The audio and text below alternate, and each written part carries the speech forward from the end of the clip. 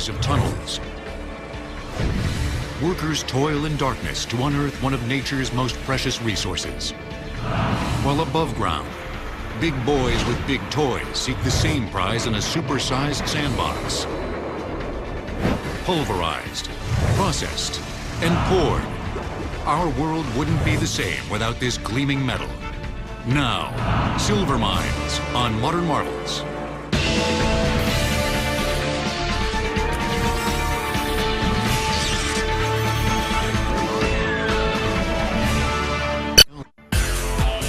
It's in your car, on your photographs, and around your finger. You eat with it, compute with it, and admire its beauty.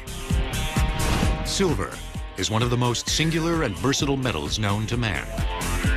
Silver is an amazing metal.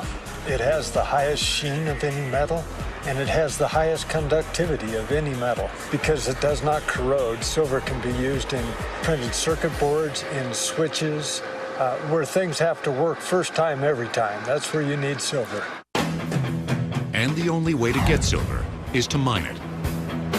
There are two basic methods for mining silver. One is underground mining, where we have deep shafts going into the ground and the workings of the mine follow veins.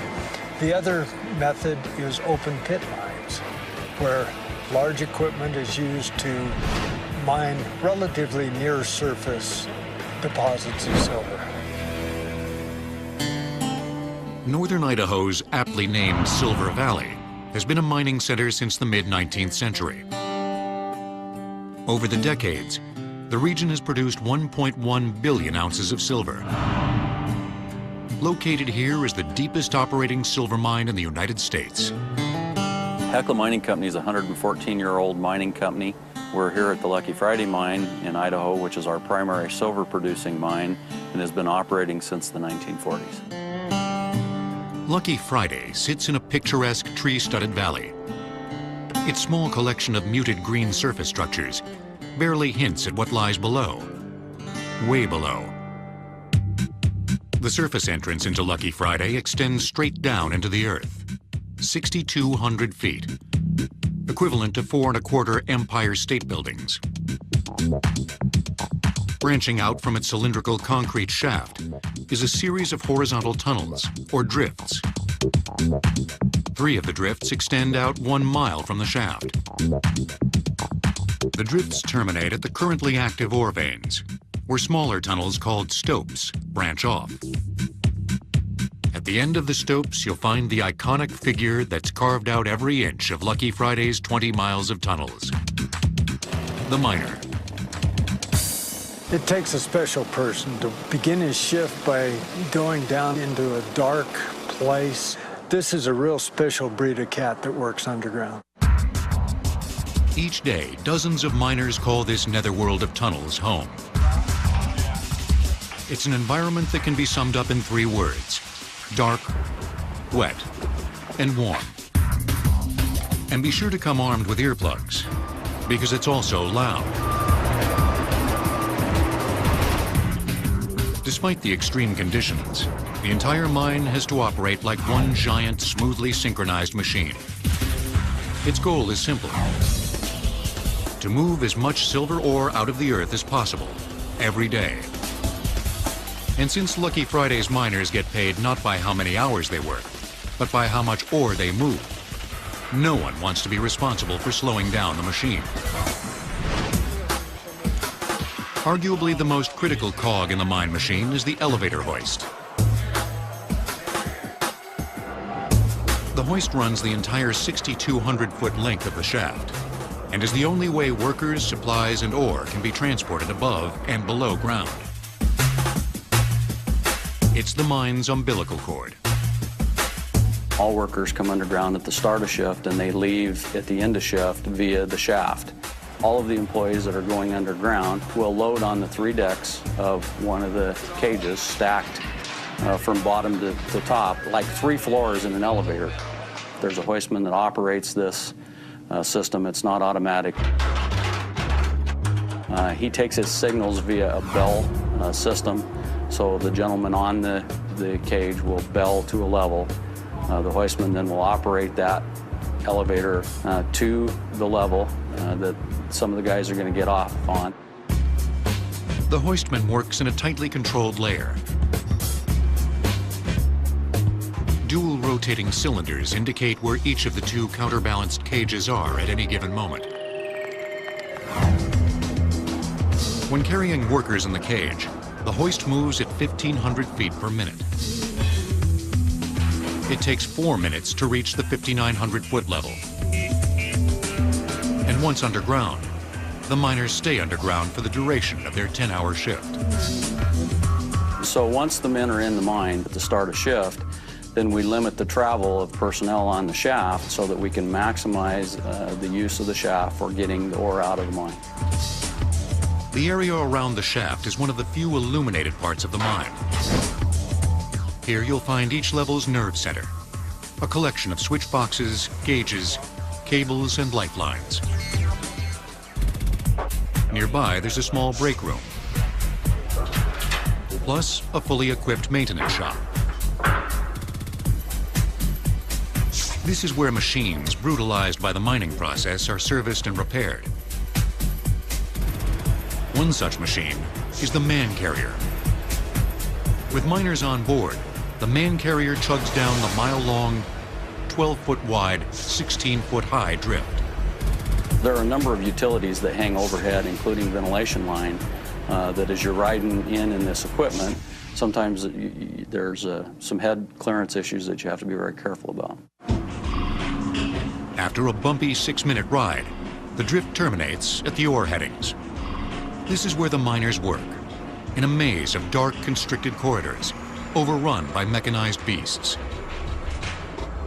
For the unaccustomed, it may as well be another planet. Very few areas are lighted with any other light than your cap lamp. You spend the day conducting some very skilled labor, if you will, in the dark. There's water in the ground, there's water in the equipment and machines. It's warm and humid. At a depth of 5,900 feet, the virgin rock temperature is about 120 degrees Fahrenheit. We would like to keep the environment down here at or below about 82 degrees Fahrenheit. We blow air into the work headings, and that helps wick the heat away from an employee's skin and keeps him cool. In a dark place, teeming with heavy equipment, where detonated explosions are a daily occurrence, communication between workers is of prime importance. Walkie-talkies can't transmit through solid rock, so miners rely on their headlamps to relay basic information. If I move my head in a circle, that means come towards me. If I move it straight up and down, it means go away from me. If I move it like this, it means stop. At the end of the narrow stopes, the ore vein is ready for mining. The main vein that we're chasing in this particular heading is this dark vein. This is the one that contains most of the lead, sulfide material, and the silver. Silver veins are formed when groundwater washes silver particles and other minerals into open fault lines in the earth. Under extreme pressure and across millions of years, the particles harden into ore veins. This is why silver is most often found combined with other minerals. Once processed, each ton of ore from this vein will yield roughly 18 pounds of lead, 2 pounds of zinc, and 15 ounces of silver. Like most underground mines, Lucky Friday uses a mining method called the blast, muck, and haul cycle. Every miner's goal is to complete one full cycle during his shift. Miner Jason Chambers prepares to perform the first phase of the cycle by blasting out a section of the ore vein. Using what's called a jumbo, a wheel-mounted drill, Jason bores a series of blast holes 8 feet deep into the ore face. Each blast hole is packed with an ammonium nitrate-based explosive called water gel. The explosives are rigged together with detonation cord, or det cord as miners call it. With the use of delays, the explosives will fire in a carefully planned sequence that will ensure maximum displacement of the ore. Miners call blasting breaking around. This is fuse primer. It has a primer on one end and an igniter on the other end. You light this end, and it burns down. It takes about 10 minutes to get to here. Once this goes, it hits the deck cord. Deck cord's instantaneous. And then the sequence, 1, 2, 3, 4, 5. To complete the firing circuit, Jason ties the det cord into the fuse line primer. It's not very pretty. There it is. Although it may seem antiquated, a burning fuse is the most convenient and inexpensive way to ignite a blast. The fuse burns 1 foot every 45 seconds. That gives Jason 10 minutes to secure the stope and reach a comfortable blast distance. As a safety precaution, our Modern Marvel's crew wasn't allowed near the stope after Jason lit his fuse. But our cameras were rolling 200 yards away when his explosives finally detonated. We're fortunate to have the high-quality underground miners that we have here.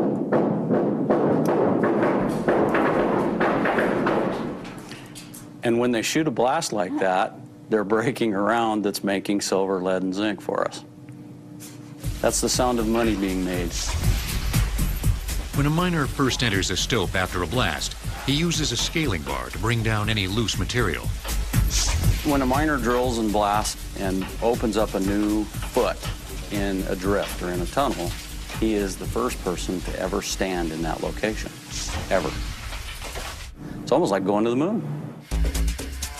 After scaling, miners drive 4-foot-long expanding rock bolts into the ceiling and walls, or in mining terms, the back and ribs of the stope. The bolts compress the rock to help prevent cave-ins. To bore the holes, as well as drive the bolts, workers use Silver Mining's perennial workhorse, the 95-pound jackleg drill. Powered by compressed air, it emits water at the tip to keep dust at bay. This is a Gardner Denver 83 jackleg drill. And this is the leg part of the machine. This is what actually pushes the machine forward. It's controlled by a sporn top valve here. The more you turn it, the more air is fed to this leg, and the harder the leg pushes, the further it goes up. To lessen the jackleg's ear-shattering clamor, miners retrofit their machines with custom noise mufflers. Rubber tires on here are actually old tires off of cars. When you buy a machine, it's bare. We put these on when we get them. With the back and ribs of his stope bolted and secured, Jason now moves in with an LHD, or load haul dump machine. He uses it to remove the broken ore, or muck as it's now called. Because LHDs are constantly backing in and out of stopes, the operator sits sideways, allowing him to easily see in both directions. Over several trips, Jason transfers all the muck from his stope to a holding area called a muck bay. From here, front-end loaders waste no time transferring the ore to 16-ton trucks. These low-slung haulers are designed with limited headroom in mind. Most mines have bigger, but these are about the biggest we can fit down here, to 16-ton. The loaded 16-ton trucks head back down the mile-long drift toward the shaft entrance. A round trip they'll make an average of 35 times a day. Near the shaft entrance, the operator dumps his muck load into what's called an ore pocket. At the top of the ore pocket, there's a grizzly, which is a series of square holes made up of crossed I-beams. The square openings are sized to the maximum size of the material we want to go down that hole. Muck dumped into the ore pocket falls 70 feet and is fed to a room called the loading pocket. Here, a worker known as a cager fills a bucket, or skip, with 10-ton loads of ore. The skip is actually the top level of the elevator hoist. The material is loaded off the belt into what's called a load cell.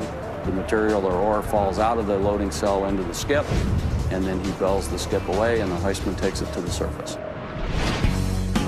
The hoist hauls 1,000 tons of ore out of Lucky Friday every day. It's the final leg of the blast, muck, and haul cycle. But it's not the end of the line for the ore. It must now undergo processing to unlock the valuable metals trapped inside. Lucky Friday has no mine-wide communication system, so a stench-producing chemical is poured into the ventilation ducts to alert miners of an emergency evacuation. Silver mines will return on Modern Marvels, here on the History Channel. The blast, muck, and haul method used in underground mines like Idaho's Lucky Friday culminates with the ore being hauled to the surface. But mining and hauling is only half the battle. Now begins the process of extracting the silver and other metals from the rock. And it all begins in the crushing plant. This is the crusher. What we do is we crush the rock. It comes from the feeders, and it goes through all the belts, gets crushed. There's the jaw crusher, the cone crusher, and then we have the fine crusher up back there. If it doesn't go through the screen and drop down into the fine ore bin, it'll keep coming through and get crushed until it's small enough to fall through the screens and fill up the bin back there. And then from there it goes down into the ball mill. At the ball mill, water is added to the crushed ore, which is then tumbled with thousands of 3-inch diameter steel balls inside a giant rotating drum.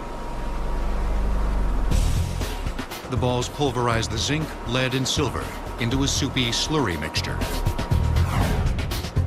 The slurry is pumped into the flotation cells. These are tanks where the metals are separated from the slurry. In each cell, a frother makes bubbles, while an added chemical causes the zinc in one cell and the lead and silver in another to stick to the bubbles as they rise. Here, you're actually seeing lead float. This material runs 70% lead and 120 ounces per ton of silver. Both the lead-silver concentrate and the zinc concentrate are drained from the flotation cells and piped into separate thickener tanks, where most of the water is removed. Once the concentrate leaves the thickener tank, that material is pumped to these vacuum filters, where the moisture is sucked out of the concentrate through the filter cloth into the inside of the drum. The final product then is dry, and you can see it coming off of this filter. The dry silver-lead concentrate falls into collection bays in Lucky Friday's loadout facility. Here, a worker fills trucks with an average of 140 tons of the concentrate every day.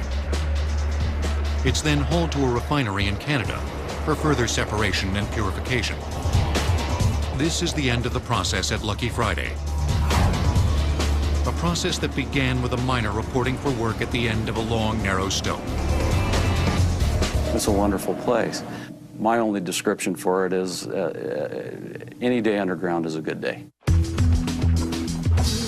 Almost all modern underground mining techniques can trace their origins to the most famous silver mining venture in history. The Comstock Lode, a massive silver ore vein discovered in the mountains of western Nevada. From 1860 through 1880, Nevada's Comstock Lode was just, it was the largest producing silver mine in the world. Produced $300 million worth of silver. You almost can't overstate how important the Comstock was. When word of the massive strike first spread, thousands of silver seekers poured into the boomtown of Virginia City, Nevada. The Comstock Lode itself took its name from one of Virginia City's most colorful characters, a drifter, fur trapper, and sometime miner named Henry Comstock. Henry Comstock was a shiftless individual, to tell you the truth. He was always looking to make a buck. In June of 1859, two Irishmen, Peter O'Reilly and Patrick McLaughlin, were on the north end of the lode here when Henry Comstock came by and told the two men that they were digging on his property, which was an outright lie, and he didn't own the property. So they had a real quick little conference there, and they thought that 2/3 of something was better than 100% of nothing, so They cut him in for a 1/3 share. And Comstock was a braggart, and he was telling everybody that it was my strike, my load. And pretty soon the people from down below were saying, let's go up to the Comstock load in Virginia City, and that's how it got its name. When the miners sank their first underground shafts, they had to hack through crumbling, unstable earth, which frequently collapsed on top of them. In 1859, a half-dozen miners died at the Ophir mine, which is in the north end of the lode. That was followed immediately by the total collapse of the Mexican mine just north of it, caving from the 300-foot level all the way to the surface. It became obvious then that they would have to either improve their timbering methods or they would not be able to mine here. Desperate for help, the Comstock workers called in Philip Dietesheimer, a young graduate of Germany's prestigious Freiburg School of Mines. One of the stories I've heard is that he was sitting up on the surface wondering what to do and noticed the bees coming to the sagebrush and recognized in a sudden flash of intuition that the honeycomb could provide an answer. Dietesheimer's timber honeycomb was called the square set, a simple wooden cube made of massive timbers. Like a honeycomb, each cube interlocked with other cubes. The interlocked cubes supported each other in layers, with floors and ceilings in between, like a giant underground building, or beehive.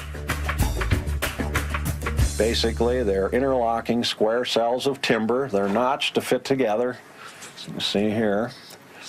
Because they form a cube or a box, they can withstand pressure equally from all 6 directions. There are no nails used in the construction. The pressure of the ground holds the unit together. If we were to remove the rock from around the timber, this would all fall apart. Kept safe by the square sets and working by candlelight, the Comstock miners bored holes in the ore using sledgehammers and handheld drills. Similar to how it's done today, they filled the blast holes with dynamite, lit a fuse, and ran for cover. The work was brutal, the men fearless. They were men who were very proud of their profession, and they were well paid. They were the highest paid miners in the world here. They were paid $4 a day, which was quite good in the 1860s and 70s. They were proud to be miners, and they were pretty tough guys. Toughness was mandatory for this job. At 2,000 feet below ground, tools were too hot to handle without gloves. Miners could work only a few minutes out of every hour before the heat exhausted them. They rested in special cooling rooms, where they drank cold water and sucked ice gathered from nearby mountain peaks. Keeping the Comstock miners comfortable was only half the battle. Keeping them alive continued to provide its own set of challenges. Despite the invention of the square set, working deep underground remained a dangerous and deadly pursuit. Henry Comstock sold his claim in the Ophir silver mine for $11,000. The Ophir ended up yielding $20 million in silver, and the impoverished Comstock took his own life in 1870. Silver mines will return on Modern Marvels. At the base of a tree-lined mountain in Idaho's Silver Valley stands a grim reminder of the dangers faced by every miner. A monument to the 91 men who perished in the Sunshine Silver Mine fire in 1972. At the time, the Sunshine Mine had a very large number of stopes that had a lot of timber in those stopes. Somehow, a fire started in the old workings that were not accessible, and a large number of miners perished in that fire from carbon monoxide poisoning mainly. The tragedy led to a host of new safety regulations, including a law that requires every underground mine to provide workers with a device called a self-rescuer. How it works kind of like a snorkel. What you'll do is take your hard hat off and bite down on these lugs, just like a snorkel would be. A self-rescuer uses a chemical process to convert deadly carbon monoxide to breathable carbon dioxide. It's effective for about an hour. Improvements in safety over the last, decades has been incredible. You go to any mine and there is an ethic today that safety is the most important job on the property. But things were very different back in the Comstock days, when safety took a back seat to productivity. One infamous example was the invention of the steam-powered drill, later replaced by the compressed air-powered drill. The efficient new device enabled miners to work much faster and with less exertion. It also allowed mine owners to employ fewer workers. Those workers, however, discovered a disturbing downside of the device. As it penetrated rock, it produced a fine dust that ravaged their lungs when inhaled. Hundreds died of a chronic respiratory illness that came to be called miner's consumption. In today's mines, the high-powered drills emit water from their tips. The water suppresses the dangerous rock dust and keeps it from becoming airborne. In addition to miners' consumption, the Comstock laborers also risked severe burns and even lethal scalding. As the drills bored into ancient volcanic rock, they struck springs as hot as 170 degrees Fahrenheit. Tunnels often flooded with the scalding water. So all kinds of stories about people coming, having bad experiences with that hot water. One I've heard a man fell in, and even though they pulled him out right away, he was so burned and so boiled that his skin was destroyed, and he didn't live another day. Using a newly built railroad, the Comstock mines imported huge steam engines powerful enough to pump the tunnels dry. These pumps were some of the biggest steam engines in the world. The largest pumps had massive cylinders, 8 feet 4 inches in diameter, that weighed 43 tons. These cylinders turned a cast iron flywheel weighing 110 tons and measuring 40 feet across. The enormous flywheel drove a pump rod that plunged 3,000 feet into the earth, over half a mile. Rising and falling 10 times a minute, the pump rod could lift 2 million gallons of water from a mine in a single day. By the early 1880s, the steam-powered hoists had hauled just about all that the Comstock mines had to offer. After extracting more than 7 million tons of silver ore, worth more than $300 million, equivalent to $5 billion today, the boom days of the Comstock lode were coming to an end.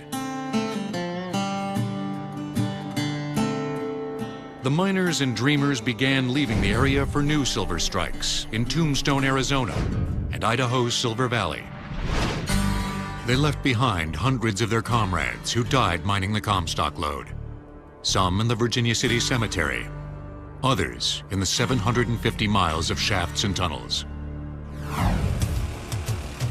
But in decades to come, the impact of their pioneering efforts would endure. The Comstock's legacy has been certainly a lot of innovation for modern mining. We've adopted many of the techniques that were developed in the Comstock. Ideas about ground control, that is, how do you support the ground around you? New ideas came out of the Comstock lode. Today, silver is still being mined near Virginia City, but with tools and techniques unimaginable to the pioneers of the past.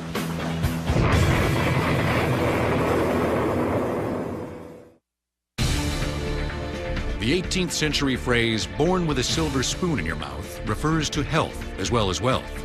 Silver possesses antibacterial properties, and babies fed with silver spoons stayed healthier than those fed with spoons made from other metals. Silver mines will return on Modern Marvels.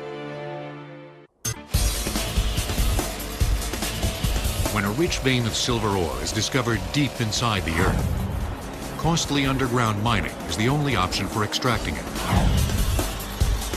When an ore deposit is situated close to the surface and has little overburden or topsoil, open pit mining is the most effective method.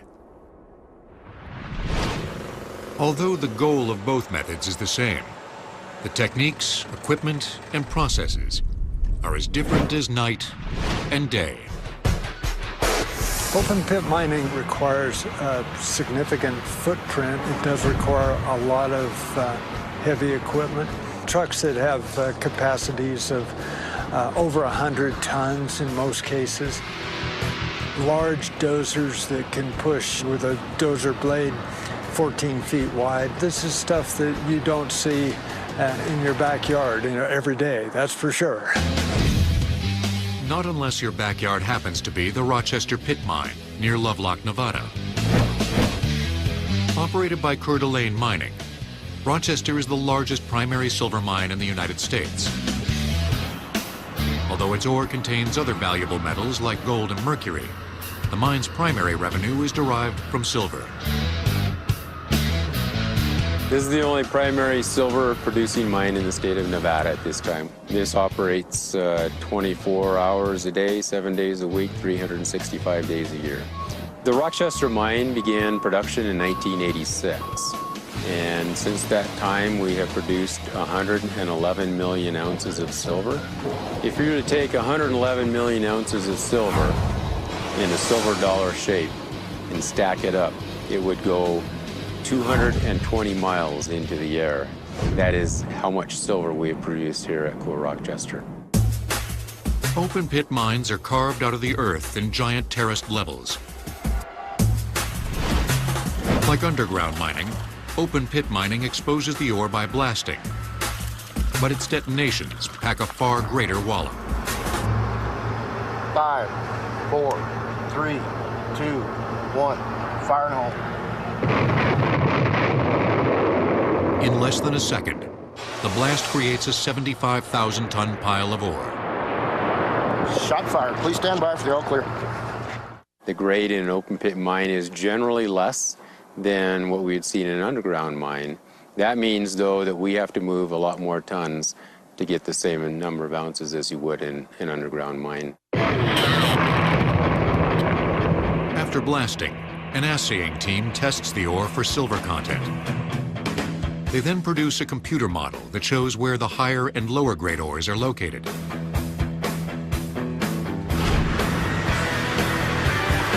Around the clock, 100-ton capacity trucks wind their way out of the pit. The trucks hauling the highest grade ore dump their loads here into the insatiable maw of Rochester's massive primary crusher. The mouth of the crusher measures 4 by 5 feet and can swallow 100-ton loads littered with boulder-sized rocks. Inside are 2 jaws, one movable, the other stationary. The movable jaw's short, rapid motion crushes the ore, chewing it up like an animal. The jaw is driven by a 500-horsepower electric motor that propels 2 massive 6,500-pound flywheels.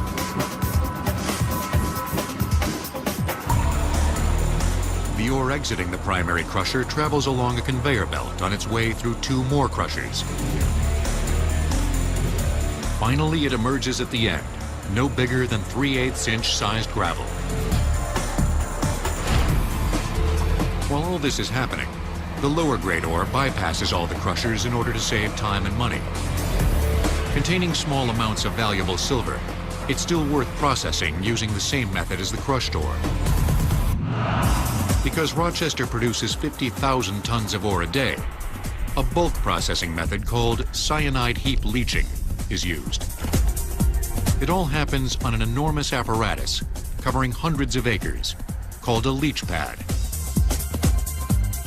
A leach pad starts as a giant plastic liner placed on inclined, compacted clay. A 20-foot deep layer of ore is then dumped onto the pad.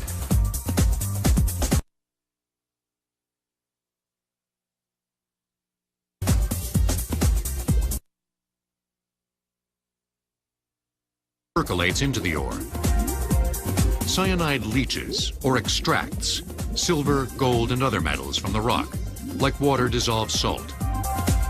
This so-called pregnant solution collects in a dike at the bottom of the pad, where it's continuously pumped out. Additional layers of ore and tubing are applied to the pad until it plunges to depths of 300 feet or more. Rochester has 2 leach pads. The first covers 134 acres and is currently 300 feet deep. It holds the lowest grade ore, called run-of-mine ore, which has bypassed the crusher. The guys are running out our drip tube. They will run it out over the top of this run-of-mine material by hand. We run it out to the header line where we hook it into the nipples and put solution to it and let it run. Rochester's second leach pad holds the crushed high-grade ore. A tractor buries multiple drip tube lines a few inches under the ore. Allowing for less evaporation, it's a more efficient way to deliver the cyanide solution, but impossible to do on the rocky, low-grade leach pad. Next stop, the processing plant. Entering the plant through a large pipe, the pregnant solution is circulated through these filter tanks, the same kind used in winemaking. The solution then travels to the de-aerator, a vacuum tower that sucks out most of the oxygen. This is done to prepare the solution for its next phase of processing, in which powdered zinc is added. Zinc has an ionic charge that enables it to efficiently attract dissolved silver and gold. If oxygen were present, this attraction would be decreased. The solution is then sent to banks of filter presses. It's here that the liquid is separated from the solids, leaving a muddy mixture of mostly silver, called filter cake. When we clean the filters, this is what comes out. We take this material, we load it into trays, we place it into a retort, which is basically a big oven. We remove the mercury, which is a byproduct for us. Material that comes out of the retort looks like this. This is what we put into the furnace. The furnace heats the filter cake until it melts at about 2200 degrees Fahrenheit. Then it's time to pour it into molds. In this state, the silver is now called doré.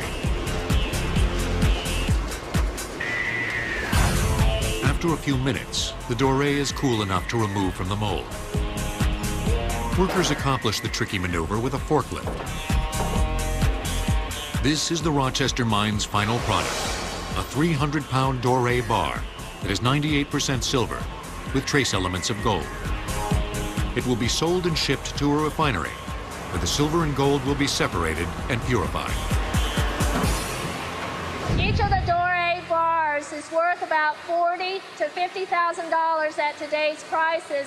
And my general manager always says if you can pick up one of these bars, which weighs roughly 300 pounds, you can have it. But I say no way. One day someone's going to come here and carry one off, and I'll be $50,000 in the hole. 5, 4. The incredible process, which begins with a blast and ends with a bar, is in its final days at Rochester. The pit is scheduled to close in December 2006. The processing plant will be shut down 5 years later. Then, a whole new chapter in the life of the mine will begin, one which will return it and the land to nature. The largest silver nugget ever found in the United States was extracted from Colorado's Smuggler Mine in 1894. It weighed 1,840 pounds and was worth about $35,000. At today's silver prices, that's more than $300,000. Silver Mines will return on Modern Marvels. Turn to Silver Mines on Modern Marvels. Silver mines supply a vital material to today's world. By their very nature, however, mines can't help but affect the land, air, and water systems that surround them. Almost everything we do has an impact on the earth and Mother Nature, and mining's no different than anything else we do. So one of the major goals of any mining operation is to have the minimum impact that it can on the environment. Most of the environmental regulations that silver mines currently operate under are results of the Clean Air Act of 1970. Today, mining has to pay attention to the environment. It's far different than it was even when I started in the business 30 years ago. We simply cannot do the types of activities that we did 30 years ago without thinking about the environment. Back in the days of the Comstock lode, there were no such things as environmental regulations. The miners took whatever they needed from the environment and poured pollutants like mercury and lead back into it. To build square sets to support Comstock mines, 80 million board feet of lumber was required every year. The miners used enough lumber to build 27,000 two-bedroom homes, and in the process, stripped the hillsides around Virginia City bare. In comparison, not far from Virginia City, at the Rochester open pit mine, the Coeur d'Alene Mining Company was required to post a $31.6 million bond to fund reclamation of the land. Although the open pit will remain, all the structures and leach pads will be removed and the land revegetated.